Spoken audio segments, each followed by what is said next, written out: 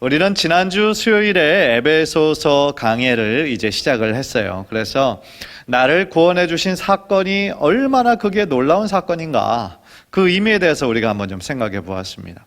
그러니까 하나님께서 우리들을 구원해 주신 게 얼마나 감사하고 감격적이고 참 영광스러운 일이에요. 그래서 하나님께서 이 구원을 이루는 데 있어서 하나님이 계획하셨죠. 창세전에 우리를 하나님의 자녀 삼으시기로 선택하시고 예정해 주셨고, 예수님은 그 구원을 십자가로 이루셨고, 성령님께서는 또 그 모든 사역 가운데 함께 하셨을 뿐만 아니라 하나님의 구원받은 자들을 성령으로 뭐 하셨어요? 인치셔서, 그죠? 그 사건이 바로 하나님께서 우리를 하나님의 자녀 삼으시고 양자 삼으신 놀라운 구원의 사건이라는 거예요. 사실은 우리 한 사람 한 사람 생각해 볼 때 우리가 구원받을 만한 어떤 행위나 공로나 그런 자격이 어디 있어요? 아무런 자격이 없는 우리를 하나님께서 그저 긍휼히 여겨주셔서, 하나님께서 내가 이 사람을 나의 자녀 삼아야 되겠다, 내가 축복해야 되겠다, 하나님이 전적으로 우리를 선택해 주셨으니 그것이 얼마나 크신 은혜냐는 거죠. 그래서 성부 하나님, 성자 예수님, 성령 하나님께서 합력하셔서 나같이 이렇게 부족하고 연약한 자를 구원해 주신 이 사건 한 가지만으로 인해서 우리는 하나님 앞에 감사하며 살 수밖에 없다는 거죠. 왜냐하면 우리는 은혜의 빚진 자잖아요, 그죠? 하나님의 크신 사랑의 빚진 자잖아요. 우리가 한 게 아무것도 없잖아요. 따라서 그 은혜라는 말 자체가 뭡니까? 전혀 받을 자격이 없는 자에게 하나님께서 전적으로 부어주신 선물, 그것이 바로 은혜잖아요. 따라서 우리는 은혜 받기에 합당치는 않지만 우리들에게 이런 구원의 은혜를 내려주신 우리 하나님께 이번 주일 감사절 뿐만 아니라 우리들의 인생 전체를 통하여서 하나님께 감사와 영광을 올려드려야 될 줄 믿습니다. 그것이 우리가 지난주에 살펴본 거였고, 또 지난주에 어떤 것이 있었냐면, 하나님께서 그럼 우리를 불러주신 이유가 뭔가? 그것도 얼마나 중요한 질문입니까? 하나님께서 우리를 왜 불러주셨을까? 1차적인 목적이 있고 궁극적인 목적이 있다고 그랬어요. 1차적인 목적이 뭐냐면 하나님 앞에서 거룩하고 흠이 없게 하시려고. 그러니까 하나님께서 우리를 향한 1차적인 뜻은 뭐냐면 우리들의 삶에 거룩하기를 원하신다라는 거예요. 왜 거룩하기를 원하실까요? 우리를 불러주신 하나님이 거룩하신 분이시잖아요. 따라서 하나님의 자녀된 우리도 하나님의 거룩함을 닮아가기를 원하세요. 그래서 우리를 하나님의 자녀로 부르셨어요.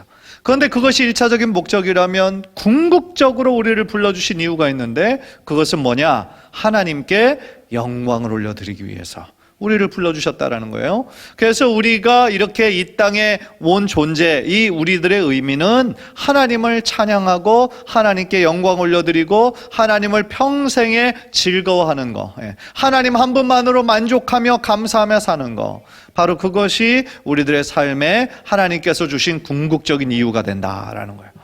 사실은 지난주 이 에베소서 1장 초반부만 봐도 이 에베소서의 말씀이 얼마나 귀한 말씀인지 몰라요. 그래서 제가 이번 주일 광고 때 이 수요 예배에 좀 많이 나오시라고 제가 광고를 좀 하려고 그래요. 왜냐하면 제가 이렇게 말씀을 연구하다 보니까 이거는 정말 너무 많은 분들이 들어야 되는 하나님의 귀한 진리의 말씀이 너무 있어요, 에베소서에. 따라서 정말 많은 분들이 들어야 되겠구나, 제가 좀 이렇게 참석할 수 있도록 좀 강조를 좀 하려고 그래요. 그런 면에서 이 자리에 정말 계신 한 분 한 분이 얼마나 이게 잘 온 거예요, 그죠? 우리 옆에 계신 분에게 오늘 참 잘 오셨습니다, 은혜 많이 받으십시오, 그렇게 인사하십시오. 감사합니다. 오늘 말씀은요, 이제 지난주에 이어서 바울이 에베소 교인을 생각하며 드린 기도문의 내용이 오늘 본문이에요. 그러니까 오늘 본문의 핵심은 뭐냐? 바울의 기도예요. 바울의 기도문의 내용이 이제 들어있거든요. 그런데 이제 기도의 내용, 본격적인 기도의 내용은 17, 18절, 19절이에요. 이 세 구절의 기도의 내용이 나오는데 15절, 16절에도 굉장히 중요한 진리가 그 안에 담겨져 있어요.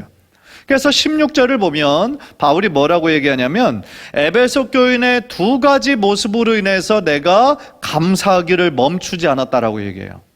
생각해 보세요. 얼마나 그 사람 생각하면 감사할 게 많은지. 우리는 보통 그렇잖아요. 누구를 생각할 때 그분으로 인해 감사해 한 두세 가지 얘기하면 사실은 딱 떨어지잖아요. 그런데 바울은 이 에베소 교인을 생각할 때 너무너무 감사한 게 많아가지고 감사하기를 멈출 수 없었다는 거예요. 그런데 그 이유가 뭘까? 15절에 나와요. 15절에. 15절 화면을 보면서 다 함께 읽겠습니다. 이로 말미암아 주 예수 안에서 너희 믿음과 모든 성도를 향한 사랑을 나도 듣고 그랬어요. 그러니까 이로 말미암아 주 예수 안에서 너희 믿음과 모든 성도를 향한 사랑을 나도 듣고.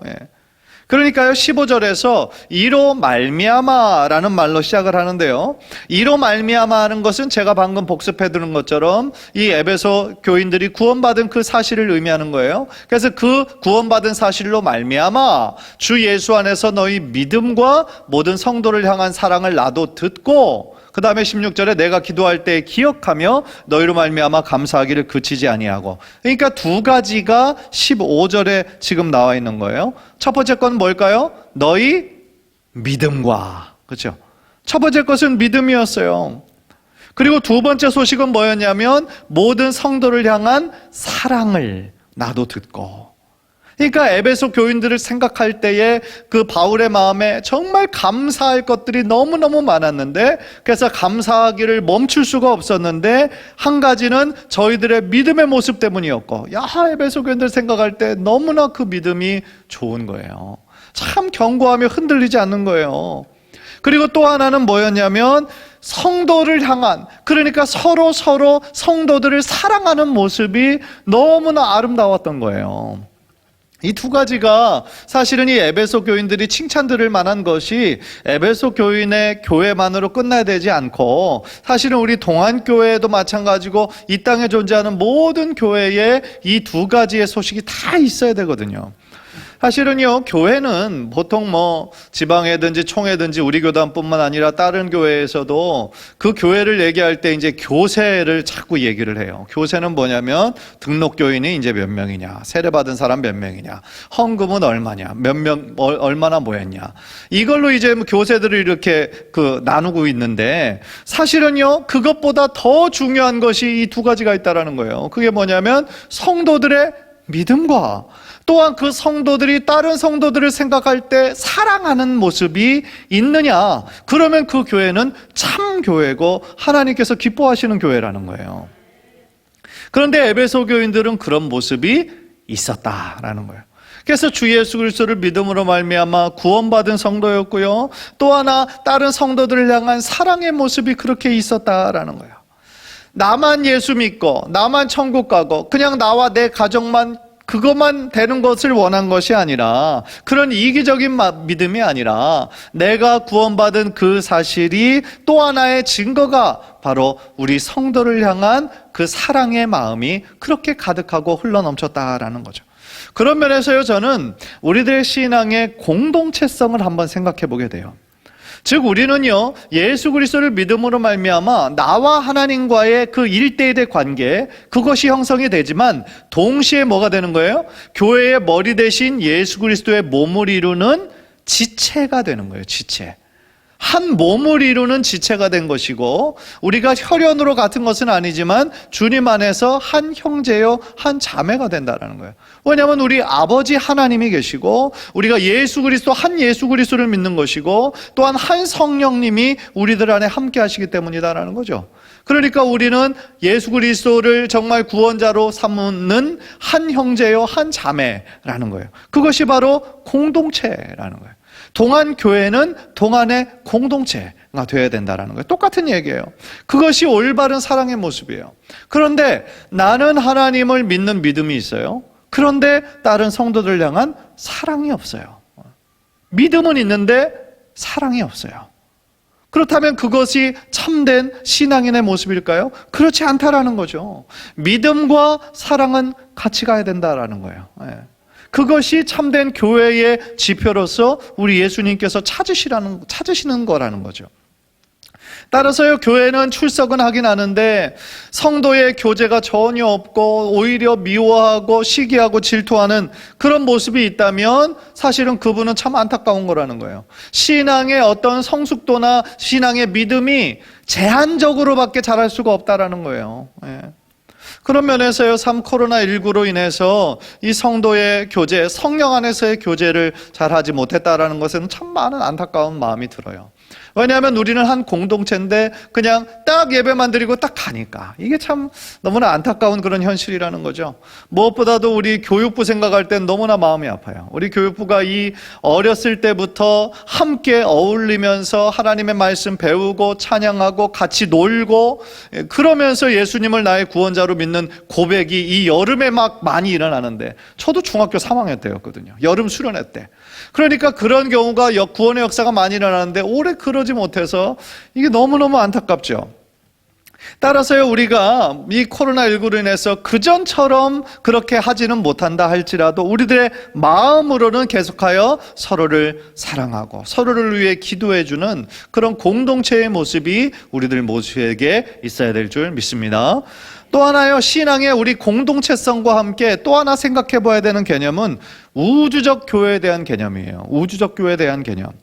그러니까 교회는 지역교회, 그 지역에 있는 교회, 우리 교회와 같은 이런 교회, 성내동 교회, 오륜 교회 이런 식으로, 그것이 이제 지역 교회거든요. 우리는 지금 서울시 강동구 지역에 위치한 지역 교회잖아요. 로컬 철치. 그러는데 이 우주적 교회는 어떤 교회냐? 예수 그리스도를 나의 구원자라고 믿는 성도들 전체의 모임. 그것이 바로 우주적인 교회라고 하는 거예요. 따라서요, 하나님께서 보시는 교회는 바로 어느 인종만을 위한, 어느 특정 지역만을 위한 그런 교회를 하나님께서 기뻐하시는 그런 것이 아니라, 하나님께서 보시는 것은 모든 우주적인 교회로서의, 그것도 하나님 같이 보신다라는 것이죠. 그래서 우리는 우리 동안의 몸을, 예수 그리스도의 몸을 이루는 동안의 공동체일 뿐만 아니라 또한 이 우주적인 공동체의, 우주적 교회의 공동체에 소속된 사람이다라는 거죠. 그러니까 우리 교회만 부흥해야 돼, 우리 교회는 잘 되고 다른 교회가 어려움을 당해서 이렇게 흡수되고, 그런 거는 그게 올바른 것이 아니라는 거죠. 그거는 집단 이기주의에 불과한 거죠. 그러니까 우리 동안교회도 잘 되고 부흥해야 되지만 우리 지역에 있는 다른 교회들도 함께 부흥해야 되는 거죠. 왜냐하면 아직도 세상 가운데서 방황하고 있는 사람들이 얼마나 많아요. 그래서 그런 영혼들을 우리가 부지런히 전도하고 추수하고 훈련시켜서 예수님의 제자로 파송하는 그 역할을 함께 감당해야 되는 거죠. 그것이 바로 우주적인 교회의 그런 개념인 거예요.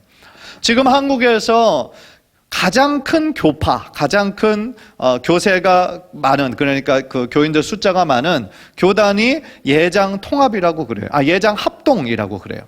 여러분들 미국에서는 어떤 교단이 제일 많은 줄 아세요? 성도들이? 거기도 장로교일까요? 그렇지 않아요. 미국은 침례교예요. 남침례교. 남침례교가 가장 큰 교단이에요. 그렇다면 천국에 간 사람들은 어떤 교단 사람들이 가장 많겠어요? 거기에서는 어느 교단 사람이 많겠어요, 여러분? 그런 거 없어요, 천국에는. 천국에는 교단, 교파가 없어요. 그렇죠? 다 예수님을 주인으로 삼는 사람들만 있는 거지.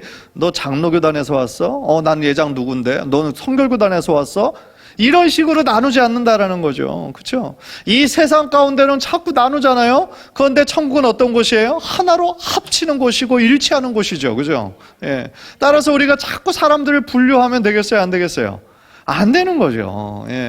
그래서 어느 교단에서 왔든 어느 교파에서 훈련을 받았든 다 존중하고, 왜냐하면 예수님을 구원자로 믿는 이 믿음의 확고한 고백만 있으면 다 그리스도 안에서 한 형제요, 한 자매인 거예요. 천국에 가면 백인들만 좋아하고 한국 사람들만 좋아하고 그런 게 있겠어요, 없겠어요? 없어요. 거기에는 일본 사람도 있고 중국 사람도 있고 인도 사람도 있고 모든 아랍 사람도 있고, 그죠? 따라서요, 이 우주적 교회에 대한 그런 개념을 우리가 잘 이해해야 될 필요가 있어요. 그것이 바로 성도의 지체의식과 공동체의식이라는 것이죠. 따라서요, 우리 교회 안에서 이 15절, 16절에 나온 말씀처럼 정말 예수님을 잘 믿는다라고 하는 그 믿음의 소문이 좀 나는 그런 교회 되기를 소원합니다. 또한 우리 동안교회가 정말 우리 성도들끼리 서로 사랑하고 서로를 위해 기도해 줄 수 있는 그런 사랑이 흘러넘치는 그런 교회가 되기를 또한 주님의 이름으로 간절히 축복합니다. 그게 이제 15절, 16절의 내용이었고요. 이제 17절부터 19절까지는 바울의 기도에 대한 내용이 나와요. 그래서 이 기도의 내용을 좀 우리가 살펴보면서 우리들의 기도의 내용이 좀 더 깊어졌으면 좋겠다, 그런 생각을 해요. 우리들의 내용이 좀, 기도가 피상적인 그냥 기도에 멈추는 것이 아니라, 그저 축복받기만을 바라는 그냥 거기에만 멈추는 것이 아니라 우리들의 기도의 지경이 좀 넓어졌으면 좋겠다 라는 그런 생각을 하게 돼요. 그래서 나와 내 가족뿐만 아니라 좀 우리들 모든 이 신앙을 좀 이렇게 품을 수 있는, 그래서 기도가 더욱더 깊어지고 넓어지는 우리 귀한 성도님들 되시기를 주님의 이름으로 간절히 축원합니다. 첫 번째로 바울은 이 에베소 교인을 생각하면서 뭘 기도했느냐? 하나님을 더욱 알게 해달라고 기도했어요. 17절을 한번 보세요. 17절 우리 한번 다 함께 읽읍시다. 시작. 우리 주 예수 그리스도의 하나님 영광의 아버지께서 지혜와 계시의 영을 너희에게 주사 하나님을 알게 하시고, 한글 성경을 보니까 하나님을 알게 하시고 라고만 표현되었는데요, 영어 성경을 보니까 know him better 그랬어요. 그러니까 예수님을 더 알게 하시고 하나님을 더욱 알게 하시고 이렇게 기도했어요. 그러니까요, 하나님께서 우리에게 향하신 하나님의 뜻, 아까 제가 제일 처음 말씀드렸던 것처럼 거룩함과 흠없는 그런 하나님의 자녀로 사는 건데요, 또 하나 성경에서 큰 굵직한 흐름이 있어요. 하나님께서 우리들에게 원하시는 하나님의 뜻, 하나님을 더욱 알기를 원하시는 거예요. 왜 하나님께서 우리로 하여금 하나님을 더 알기를 계속해서 원하실까요? 우리가 하나님을 아는 만큼 하나님을 더욱 사랑할 수 있기 때문에 그래요. 우리가 하나님을 더욱 사랑하는 만큼 하나님께 더욱더 순종할 수 있기 때문에 그래요. 하나님께 더욱더 순종하면 순종할수록 우리들의 모습이 하나님을 더욱더 닮아가기 때문에 그래요. 따라서 하나님을 아는 지식이 얼마나 중요한지 몰라요. 그런데 이 하나님을 알게 하소서라고 할 때 그 지식은요, 우리들의 그냥 머리로만 아는 지식을 의미하지 않아요. 구약성경 히브리어에는 그 알다라는 단어를 야다라는 단어를 쓰고, 그 그릭어로, 그 헬라어로는 기노스코라는 말을 썼는데요, 그 안다라는 말이 어떤 알미냐면은 체험적으로 아는 것을 의미해요. 그러니까 우리가 아는 것은 두 가지가 있잖아요. 한 가지는 TV로 봐서 어디에 컴퓨터로 검색해서 그냥 그렇게 아는 것이 있고, 또 하나는 우리가 체험해서 아는 게 있잖아요. 그렇죠? 우리가 이거를 딱 체험했을 때, 이거 불은 손으로 직접 대면 엄청 뜨거워. 만약에 어린애라고 생각을 하면 그거를 책에서 학교에서도 배울 수 있지만, 누군가 그거를 장난치다가 이거 해서 막 확 배우는 수도 있는 거잖아요. 그런데 여기서 하나님을 더 알기를 원한다 했을 때, 이거는 어떤 책을 통해서 지식적으로만 아는 것을 의미하는 것이 아니라 하나님을 체험적으로 알기를 원하신다라는 거예요. 그러니까 우리들이 하나님을 알아가는 것이 단순히 지식적으로만 아는 것이 아니라 하나님을 더욱더 많이 체험하는 것을 통하여서 하나님을 알아가기를 하나님 원하신다라는 거예요. 그런데 많은 사람들이 하나님을 믿는다고는 하지만 하나님에 대한 지식이 없는 경우가 얼마나 많은지 몰라요. 따라서요, 우리가 알고 있는 구원도 사실은 너무나 단편적인 경우에 머무를 때가 많아요. 구원은 뭐냐? 예수 믿고 천국 가는 거다. 그냥 그거에만 머물러 있는 경우가 참 많이 있다라는 거죠. 구원은요, 죄로 인해서 죽을 수밖에 없었던 우리를 예수 그리스도를 믿음으로 말미암아 새롭게 태어나는 것을 의미하죠. 죄의 종이었던 신분에서 하나님의 양자가 되는 것을 의미하죠. 또한 하나님의 자녀가 되는 놀라운 권세를 우리가 누리는 것이고, 하나님의 영광의 기업을 상속받게 되는 것이고, 또한 죄로 인해 왜곡되었던 하나님의 형상을 온전히 회복하는 것, 이 모든 것이 다 구원의 개념인 거죠. 사랑하는 성도 여러분, 우리 성도님들은 하나님을 얼마나 많이 알고 계십니까? 하나님의 성품을 얼마나 많이 체험하고 계십니까? 호세아서 4장 6절은 이렇게 우리들에게 경고하고 있어요. 우리 한번 다 함께 읽겠습니다. 시작. 내 백성이 지식이 없으므로 망하는도다. 내가 지식을 버렸으니 나도 너를 버려 내 제사장이 되지 못하게 할 것이요, 내가 내 하나님의 율법을 잊었으니 나도 내 자녀들을 잊어버리리라. 아멘. 무서운 경고의 말씀이죠. 우리가 망하는 것이 그냥 보통 세상 사람들이 생각하는 것처럼 돈과 재물이 없어서 망하는 것이 아니라, 뭐가 없어서 망해요? 하나님을 아는 지식이 없어서 망한다라는 거예요. 건강이 없어서 망하는 것이 아니라 하나님을 아는 지식이 없어서 망한다라는 거예요. 그리고 우리가 하나님을 아는 지식을 버릴 때에 하나님 어떻게 하시겠다는 거예요? 하나님께서 우리도 버리시겠다는 거예요. 우리가 하나님을 향한 지식 얻기를 포기한다면, 멈춘다면 얼마나 무서운 경고의 말씀입니까? 그러니까 하나님은 우리로 하여금 계속하여 하나님이 어떤 분이신지, 하나님이 얼마나 우리를 향한 사랑과 하나님의 우리를 향한 인도하심이 얼마나 깊고 넓고 큰 것인 분인지 우리로 하여금 더욱더 알아가기를 원하신다라는 거예요. 그래서 호세아서 6장 3절 우리 한번 또 화면을 보면서 다 함께 읽겠습니다. 시작. 그러므로 우리가 여호와를 알자. 힘써 여호와를 알자. 그의 나오심은 새벽빛같이 일정하니 비와 같이 땅을 적시는 늦은 비와 같이 우리에게 임하시리라 하리라. 아멘. 그래서 우리가 하나님을 알도록 노력해야 되는데 어떻게 알아야 돼요? 힘써서 하나님을 알아야 된다는 거예요.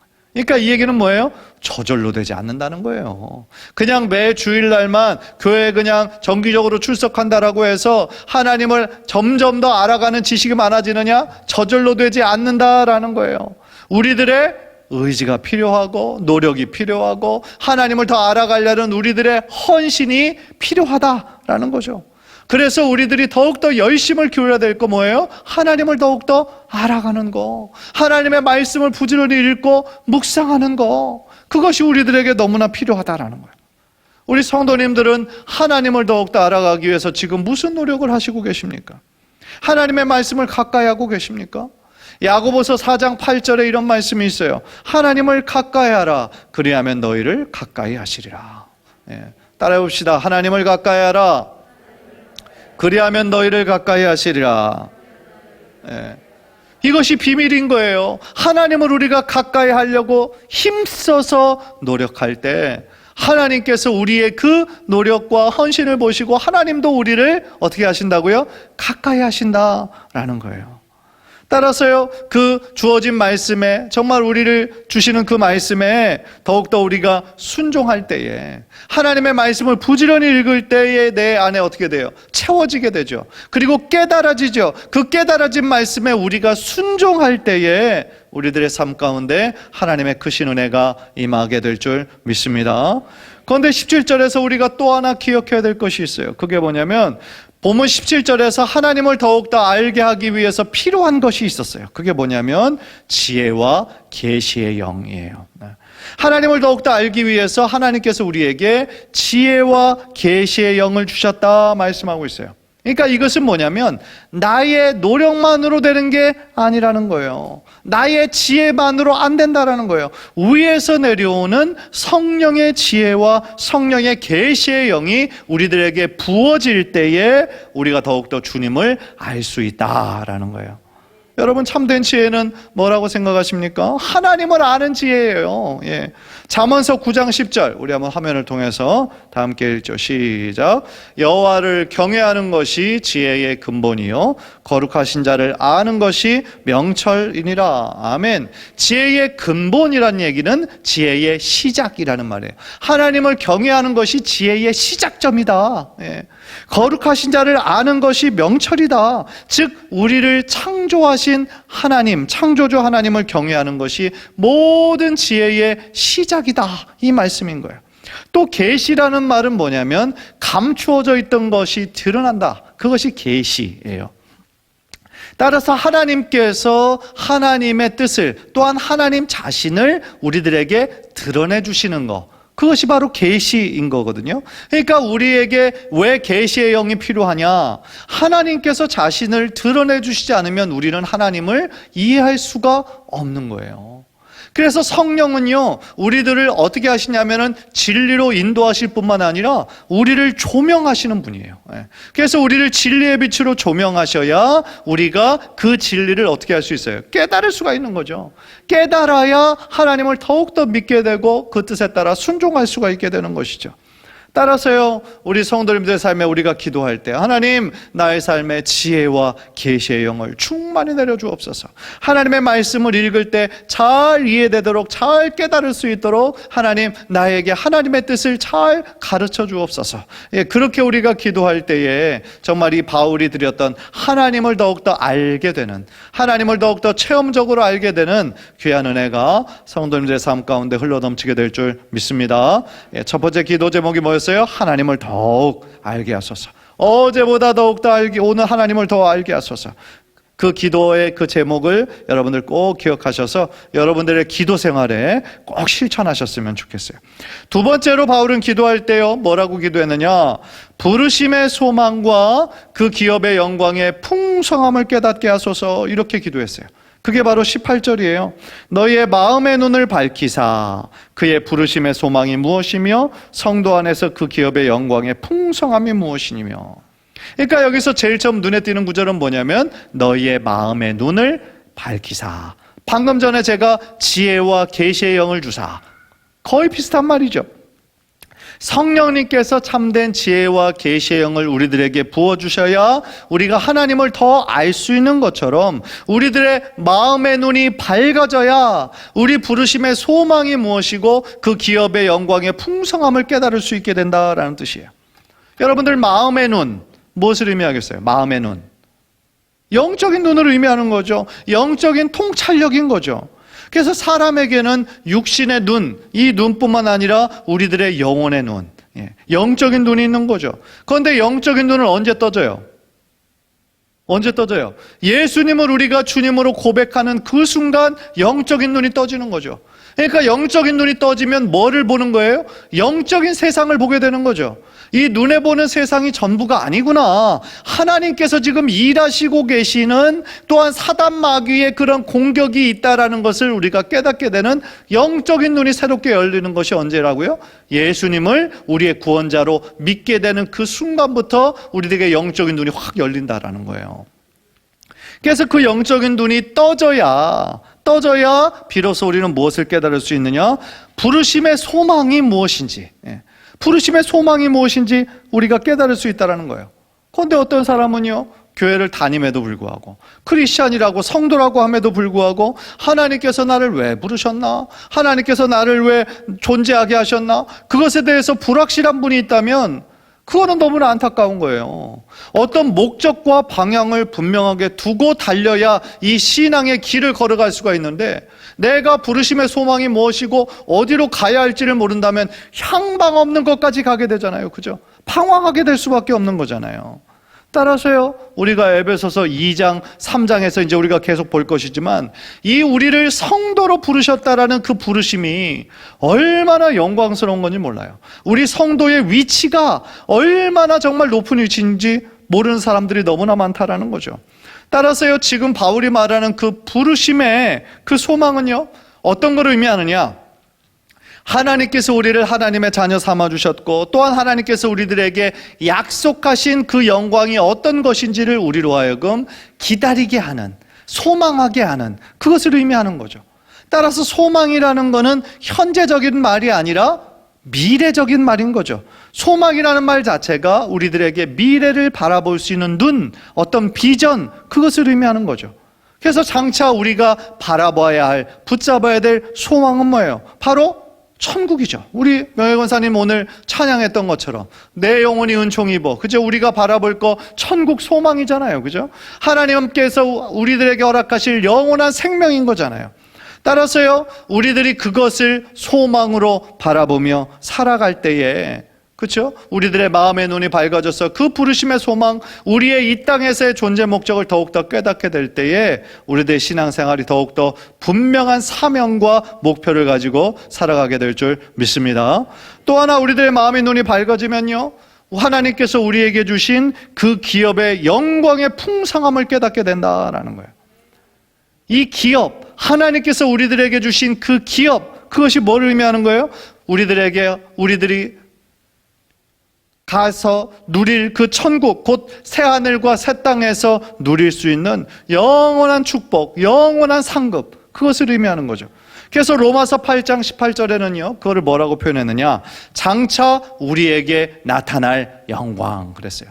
고린도후서 4장 17절은 지극히 크고 영원한 영광 그랬어요. 계시록 21장 10절 11절은 지극히 귀한 보석 같은 하나님의 영광 그랬어요.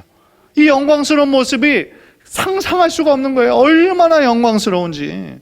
무엇보다도 우리는 천국에 가면 누구를 볼 것이냐면 예수 그리스도를 만나게 될 거예요. 그러니까 얼마나 예수님, 우리가 꿈에도 그리던 예수님을 직접 보게 될 때 그 순간이 얼마나 영광스럽고 얼마나 행복하겠어요.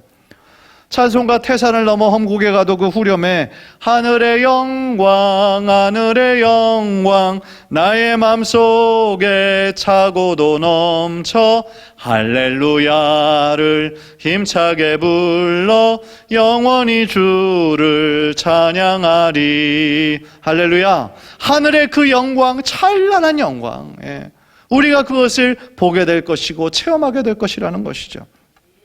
따라서 이 구절들을 보면서 우리가 느끼는 것은 뭐예요?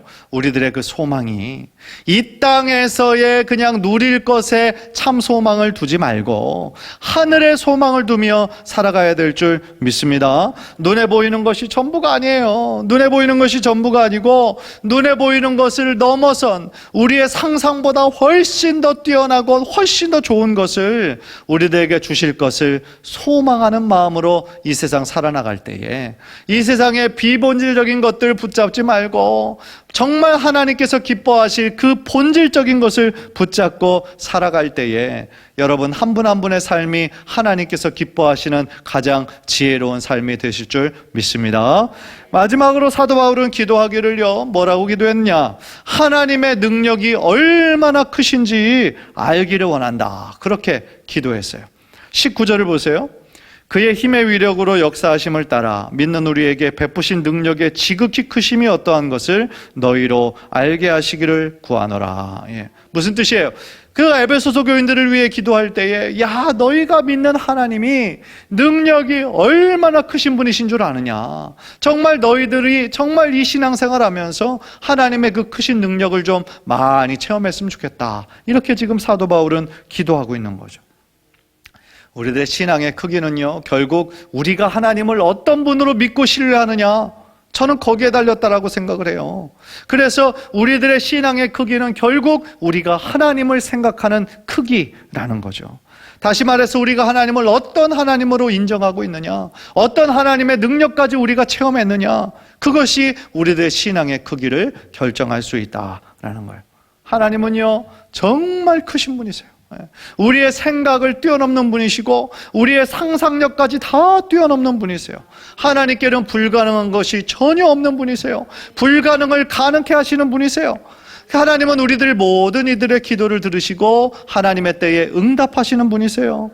또 주님은 하나님의 뜻대로 오늘 우리들의 연약한 모습도 아름답게 빚어가시는 분이세요. 그분이 바로 하나님이신 거죠. 그래서 그 하나님의 능력이 얼마나 큰 능력인가가 20절 이하에 쭉 나오는데 그것의 핵심은 뭐냐? 바로 죄로 인해 죽을 수밖에 없던 우리들을 구원하신 예수 그리스도의 십자가와 부활의 능력. 하나님의 능력 중에 가장 위대하고 가장 큰 능력, 바로 십자가와 부활의 능력이다라는 거예요. 여러분들, 우리 인간이, 우리들뿐만 아니라 이 땅에 존재하는 모든 인간마다 극복할 수 없는 공통적인 두 가지의 큰 문제가 있어요. 그게 뭔지 아세요? 하나는 죄고 또 하나는 죽음이에요. 죽음. 이 땅에 어떤 사람도 이 죄와 죽음의 문제를 극복한 사람이 없어요. 그런데 딱 한 분 계세요. 죄와 죽음의 문제를 극복하신 분, 해결하신 분, 누굴까요? 예수 그리스도. 죄의 문제를 어디서 해결하셨어요? 바로 십자가에서, 그죠? 십자가에서 죄의 문제를 해결하셨어요. 그러면 인간의 그 죽음의 문제를 어떻게 해결하셨어요? 3일 만에 부활하심으로 이 죽음의 문제를 해결하신 거 아닙니까? 따라서요, 우리 믿음의 능력은 어디서 나오는 거예요? 예수님의 십자가의 능력에서 나오는 거예요. 그 십자가와 보혈의 능력으로 말미암아 우리가 지금 이 자리에 있을 수 있다라는 거예요. 할렐루야. 사랑하는 성도 여러분, 말씀을 마무리합니다. 이 바울의 이 세 가지 기도의 제목이 있었다 그랬어요. 하나님을 더욱더 알기를 원한다 그랬어요.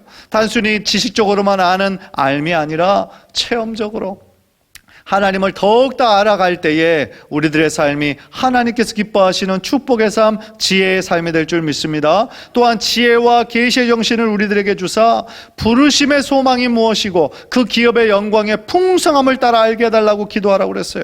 또 하나 제일 마지막은 뭐였어요? 이 하나님이 얼마나 크신 능력의 하나님이신지 우리로 하여금 깨닫기를 원한다 그랬어요. 따라서요, 우리가 정말 당장 우리들이 기도하는 그 모든 기도 제목 가운데 이 세 가지 기도 제목을 꼭 명심해서 우리들의 기도 생활이 더욱더 깊어질 뿐만 아니라 우리 한 사람 한 사람을 향하신 하나님의 부르심의 소망을 온전히 이루어 하나님께 큰 영광 올려드리는 우리 귀한 성도님들 되시기를 주님의 이름으로 간절히 축원합니다. 우리